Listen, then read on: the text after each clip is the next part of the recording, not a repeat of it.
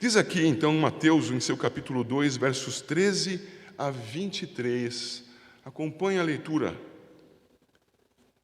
Tendo eles partido, eis que apareceu um anjo do Senhor a José, em sonho, e disse: Dispõe-te, toma o menino e sua mãe, foge para o Egito e permanece lá até que eu te avise, porque Herodes há de procurar o menino para o matar. Dispondo-se ele, tomou de noite o menino e sua mãe, e partiu para o Egito.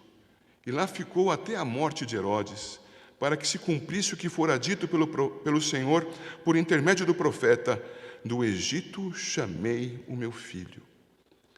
Vendo-se iludido pelos magos, enfureceu-se Herodes grandemente, e mandou matar todos os meninos de Belém e de todos os seus arredores, de 2 anos para baixo, conforme o tempo do qual com precisão se informara dos magos. Então se cumpriu o que fora dito por intermédio do profeta Jeremias. Ouviu-se um clamor em Ramá, pranto, choro e grande lamento. Era Raquel, chorando por seus filhos e inconsolável, porque não mais existem. Tendo Herodes morrido, eis que um anjo do Senhor apareceu em sonho a José no Egito e disse-lhe: Dispõe-te, toma o menino e sua mãe e vai para a terra de Israel, porque já morreram os que atentavam contra a vida do menino. Dispôs-se ele, tomou o menino e sua mãe e regressou para a terra de Israel. Tendo, porém, ouvido que Arquelau reinava na Judéia em lugar de seu pai Herodes, temeu ir para lá, e por divina advertência, prevenido em sonho, retirou-se para as regiões da Galiléia, e foi habitar numa cidade chamada Nazaré, para que se cumprisse o que fora dito por intermédio do profeta: ele será chamado Nazareno. Queridos irmãos, já começo com 2 linhas de chamada de assunto. Quando vemos esse texto, temos que nos recordar, porque estudamos uma vez por mês o texto de Mateus. É preciso que voltemos atrás alguns domingos, voltemos atrás alguns versos e nos localizemos, como está no item número 1. Jesus é o centro do Evangelho de Mateus. Jesus é o centro de toda a criação. Jesus é expresso no Evangelho de Mateus de maneira paralela à que é feita na Epístola aos Hebreus. Nosso Senhor Jesus está sendo apresentado a hebreus, destinatários de Mateus, para que eles também tivessem substância na sua fé, soubessem em quem criam e não esmorecessem diante das tribulações. Nosso Senhor Jesus, podemos ver aqui, logo no início, no versículo 1 do capítulo 1, tem nele centrada a genealogia. Você se lembra disso? As genealogias, em geral, são invertidas em relação a essa. Fulano gera Cicrano. Fulano morre. Cicrano gera Beltrano. Cicrano morre. O que nós temos aqui? A genealogia é de Jesus, gerado por. Lembrou-se? Ele então vem antes como a razão de ser dos demais. Ele é aquele que veio cumprir. E como diz o próprio Mateus, repetindo as palavras do Senhor Jesus, lá no capítulo 5, verso 17, não penseis que vim revogar a lei ou os profetas, não vim para revogar, vim para cumprir. E a palavra cumprir é tradução de outra no grego para pleroma, para aquilo que é pleno. Vim completar. Vim dar sentido a tudo aquilo que me precedeu e dizer o seu absoluto significado, encaminhando isto para o fim de todas as coisas, por meio das minhas próprias mãos, porque eu, Jesus, diria ele, sou o fim de todas as coisas. Vim não para revogar, Mas para completar, Jesus veio completar. E como nós vemos no capítulo 1, verso 25, José não conheceu Maria enquanto ela não deu à luz um filho, a quem pôs o nome de Jesus. Essa completação que se daria em Cristo tem enfatizada, de várias maneiras falada. José não é o pai biológico de Jesus. Usei a expressão comum dos nossos dias. Não é o pai biológico. Estudamos isso. Ele é aquele que foi chamado por Deus para assumir as responsabilidades legais daquele menino. Logo, o pai legal, o pai de jure. E a mãe, de fato, porque Jesus nasceu historicamente de uma mulher, Maria, como estudamos em Lucas no capítulo 3. Estamos recordando? Estamos voltando para o estudo? Disso decorre o seguinte ponto, capítulo 2, versos 1 a 12. Os magos do Oriente vieram crentes na palavra profética que a eles chegou. De algum modo, especulamos com Daniel e os demais judeus da Babilônia, recordam-se? Pois é, souberam de algum modo que vinha de algum modo o rei dos judeus. Há aquela profecia por meio de Balaão, falso profeta, que Deus converte em profeta a respeito da vinda de uma estrela, como prenúncio do Messias. Eles então vêm do Oriente, tendo tido o sinal da estrela, querendo o Messias indesejado pelo rei de Israel. Eles vieram de longe para buscá-lo, quando quem estava perto não o queria. Então temos os magos, temos esse rei, Herodes, e temos o rei, para quem tudo converge. Maria cuidava do menino. José estava nas cercanias. Os magos vieram buscá-lo. Os judeus o odiavam, mas estavam lá, ao redor. Até o pai lhe conferiu maior atenção, porque fez com que uma estrela brilhasse no céu, por causa de Jesus. Tudo ao redor de Jesus. Acontece que os magos se vão, orientados pelo Senhor, vão embora. Verso 12, sendo por divina advertência prevenidos, vão embora os magos, não voltam pelo caminho com Herodes. Herodes se enfurece, versos 16 a 18.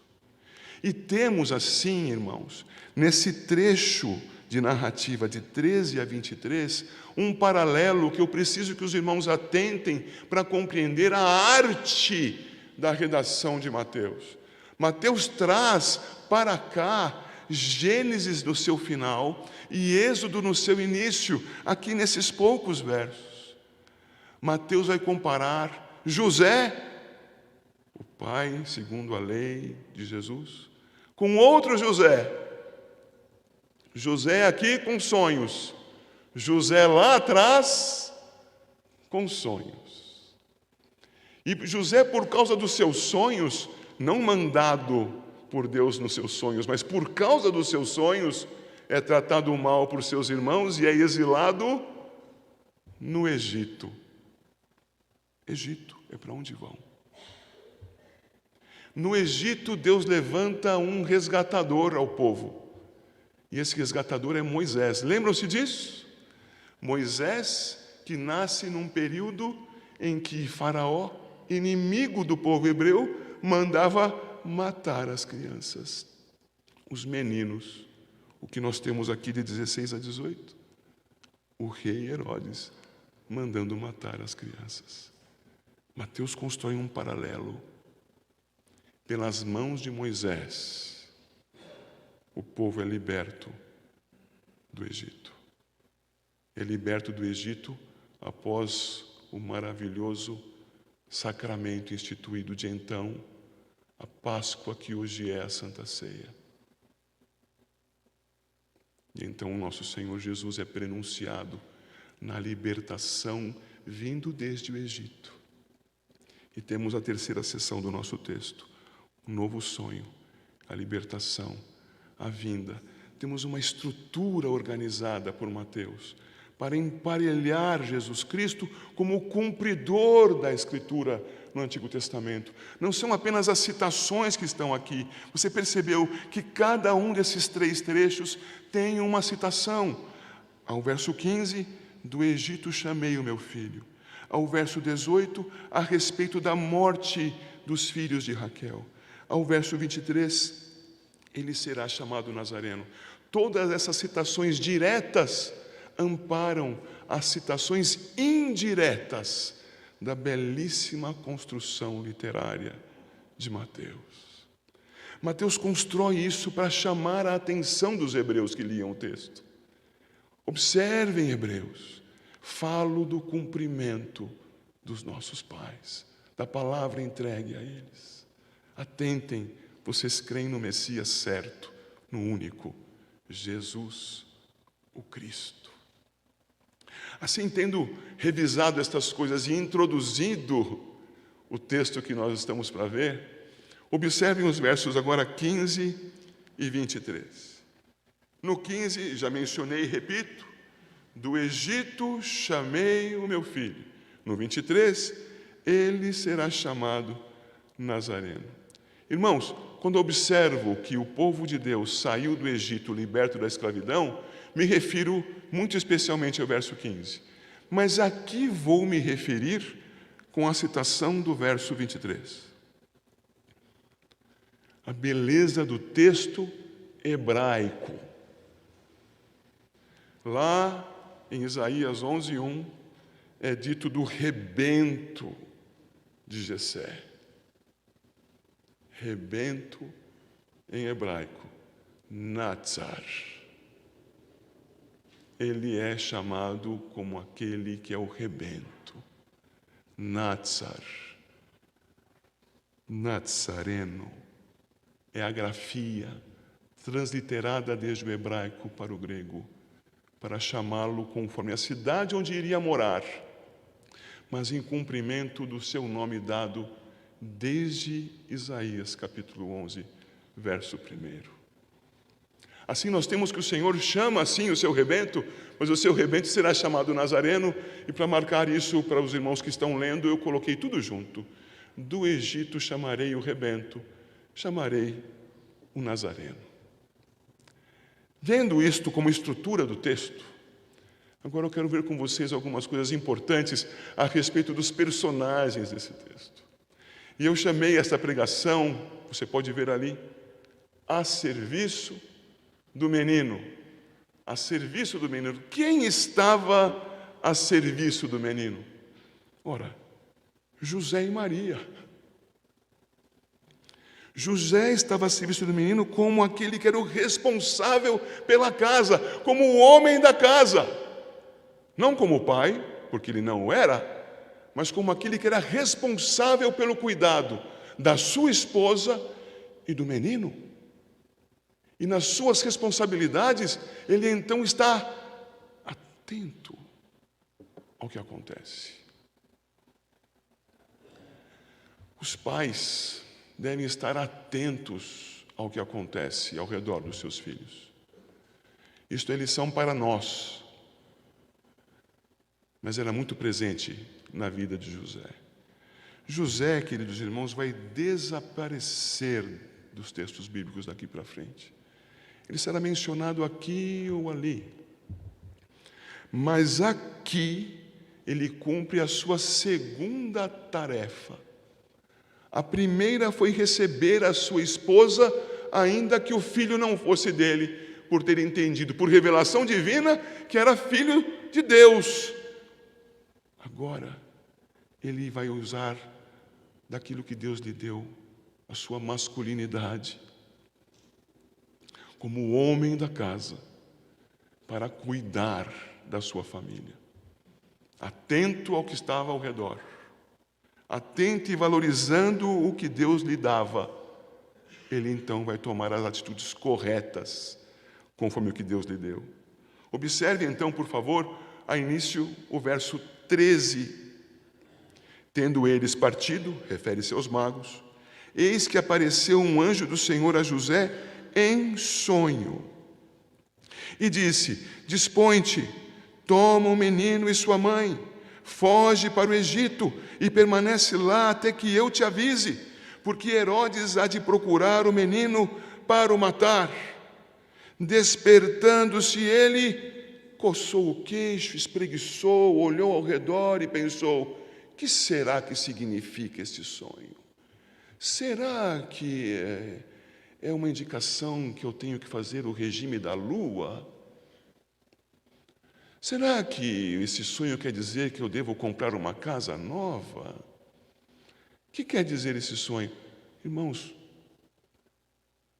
o Senhor, quando concede aos seus algo, Ele concede ao lado da certeza. Naquele tempo em que sonhos ainda eram instrumentos de revelação, porque eles já não o são mais, ao conceder o sonho, era dada a certeza. Lembre-se de novo de José do Egito. Estava eu, pai, e o sol e a lua se prostravam diante de mim, assim como os demais feixes. Certeza. Sem saber o que seguiria no futuro, mas certeza do que Deus havia lhe dado. Nessa certeza, ele enfrenta cada dia da sua vida. Ele não sabia o que viria, Deus sabia porque havia decretado. Lhe deu o sonho que se cumpre. E em um dia ele era o segundo no Egito. E quem se prostra diante dele? O sol, a lua e os demais feixes. Toda a sua família. A certeza estava no coração de José. O sonho foi dado. O que fazer diante do que lhe foi dado? Negligenciar? Postergar para outro dia? Hoje chove, não é um bom dia para a viagem? Não, irmãos. O verso 14 diz: dispondo-se ele, tomou de noite o menino e sua mãe e partiu para o Egito. Estava atento, estava pronto para ir, estava pronto para voltar, porque é dito que ele seria avisado. Versículo 13, permanece lá até que eu te avise. E avisado, ele atento, ouviu no verso 20, dispõe-te, toma o menino e sua mãe e vai para a terra de Israel. Ele então, verso 21, dispôs-se. Estava atento e estava disposto, estava pronto a obedecer. Não era tardio para ouvir e obedecer. Quantas vezes, irmãos, nós ouvimos da parte do Senhor, na pregação da sua palavra, na leitura particular, no nosso devocional em casa, a clareza da expressão divina. É isso que você tem que fazer, é assim que você tem que viver. E nós pensamos, um dia, hoje não. Acho que eu não entendi muito bem, não ficou claro. A palavra chegou, disposição imediata, disposto para fugir, disposto para voltar, como vimos no verso 21. Mas ele estava com mais atitudes a fazer. Olhe, por favor, para o verso 15. Ele partiu para o Egito e 15, lá ficou até a morte de Herodes, para que se cumprisse o que fora dito pelo Senhor por intermédio do profeta, e vem a citação do texto. Você percebeu em algum lugar aí escrito que o Senhor o sustentou com um maná que se formava sobre as folhas? Não, não é? Porque não foi assim. Como teria se sustentado José até que o anjo lhe avisasse? Como ele teria permanecido por lá? Mas, pastor, o texto não diz, mas o texto precisa dizer que ele trabalhou para sustentar a sua família? Esta não é a coisa mais normal que se espera de alguém que vai prover para a sua casa? É certo que no Egito havia muitos judeus, mas era preciso que ele trabalhasse por lá. Dizem que havia naquela época no Egito 1 milhão de judeus, muito judeu. Mas os judeus não iam dar para José as coisas assim, só porque ele apareceu por lá. Era preciso que ele trabalhasse. Os pais estão atentos. Os pais estão dispostos. Os pais se gastam por sua família. O exemplo é de José. A história é de José. Mas é aplicável para nós. Então ele era provedor da sua casa em terra estranha, certamente com trabalho. Talvez não fosse o trabalho dele, não é? Porque ele era um carpinteiro, mas certamente com trabalho. Para que pudesse passar os dias ali sem que o maná surgisse dos altos céus, sem que as codornizes voassem sobre a sua cabeça. E então, queridos, nós vemos nos versos 22 e 23, que ele certamente era prudente sob risco. Qual era o risco aqui? A notícia que chegou a ele, você perceba, por favor, no versículo 20. Já morreram os que atentavam contra a vida do menino. Quem eram estes? Eram aqueles que, a serviço de Herodes, estavam prontos para matar qualquer menino, em especial aquele que cumpria com a descrição dos magos. Então, os que estavam para matá-lo já haviam morrido. Ótimo, chegou a hora de voltar. Juntam-se as coisas, pega-se talvez o burrico, vem a Maria, carregue o menino, a caminho. Mas José, prudente, tem mais uma informação, conforme diz aqui no verso 22. Isto não foi em sonho, foi informação colhida. Tendo, porém, ouvido que Arquelau reinava na Judéia em lugar de seu pai Herodes, temeu ir para lá. Os herodianos, irmãos, aquela família, tinha mantido o poder em suas mãos com base na política, em agradar os mais poderosos, naquele tempo os Césares, e também com a espada. Matavam os seus opositores. Isto não era uma coisa própria de Herodes, era de Herodes e de seus antecessores. Herodes como o rei posto sobre Israel, da parte dos romanos, mas aqueles que os precederam também, antes que a Judéia caísse nas mãos de Roma. Houveram outros reis. Houve outros reis. Sempre pela espada, na descendência que tinham dos macabeus, que mantiveram o povo firme no seu território, vencendo seus inimigos na espada. Ora, o que poderia esperar José de um descendente de Herodes? Espada. Logo, se era um descendente de Herodes, filho de Herodes, Arquelau, que reinava na Judéia, para a Judéia eu não vou, pensou José. Para onde iria ele então? Você se lembra que lá no capítulo 1 de Lucas é dito que um anjo apareceu para uma virgem desposada, moradora da cidade de Nazaré? Pois bem, de lá eram os dois. De lá foram os dois a Belém, no recenseamento, para que se apresentassem como filhos de Davi. E lá nasceu o Senhor Jesus, porque essa era a profecia, deveria nascer em Belém. E lá permaneceram eles por cerca de 2 anos, até que a perseguição iniciasse. E de lá fugiram para o Egito, e do Egito voltaram, mas não para a Judéia. Era muito perigoso. Então, prudentemente, voltam para sua casa, voltam para Nazaré. Pudemos viajar ao Egito? Podemos voltar para casa.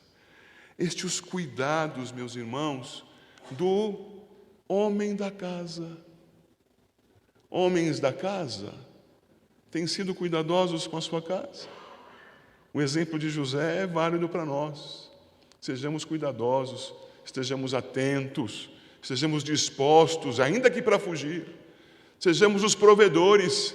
Mas eu sou enfermo, o que fazer, pastor? A enfermidade te limita? Pense em alternativas que você possa cumprir correta e justamente diante de Deus. Não há alternativa, resta depender. Louve a Deus pela esposa que você tem. Mas você pode se levantar e trabalhar? Não se encoste. Seja provedor e seja prudente diante dos riscos, ainda que sejam distantes. Prudência, cuidado, afaste-se, ainda que seja um cão que passa pela rua.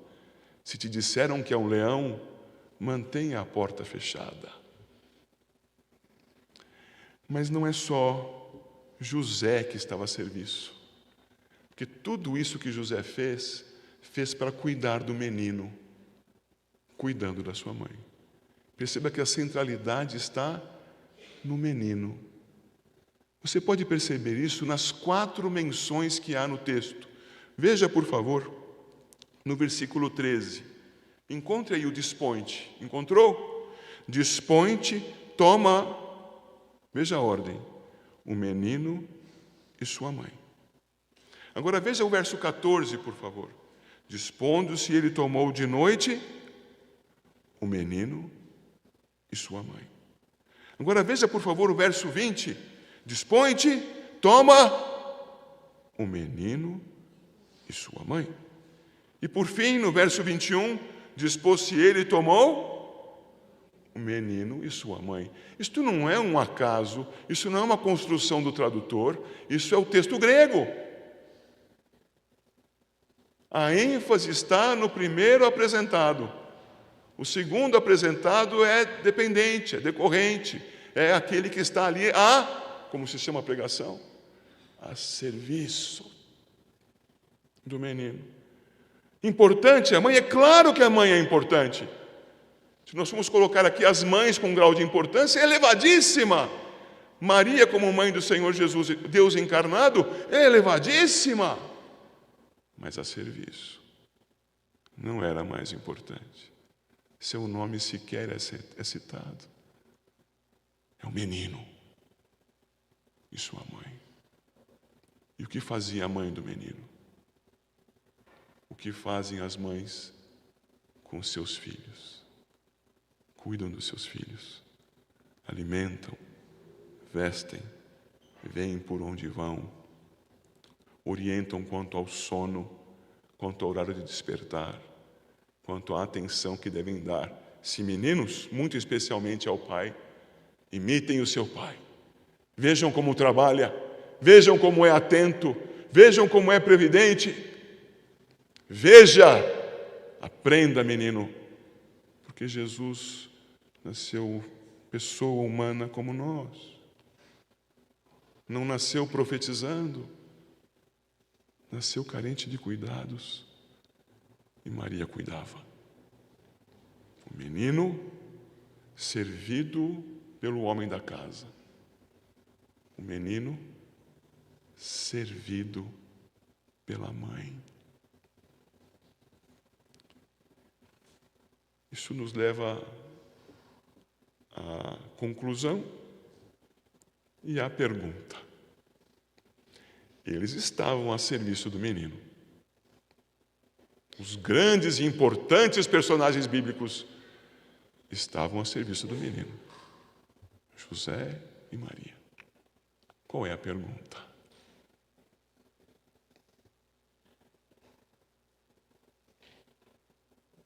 Você está a serviço do menino?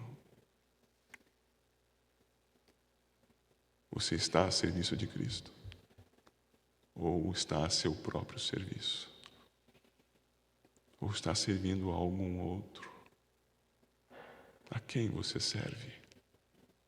Você serve ao seu Senhor. O Senhor é Jesus. José era servo de Deus, logo servo do menino, servo de Jesus. Maria, serva de Deus, serva do menino. Eis aqui está a tua serva. E você? Deus te abençoe em nome de Jesus.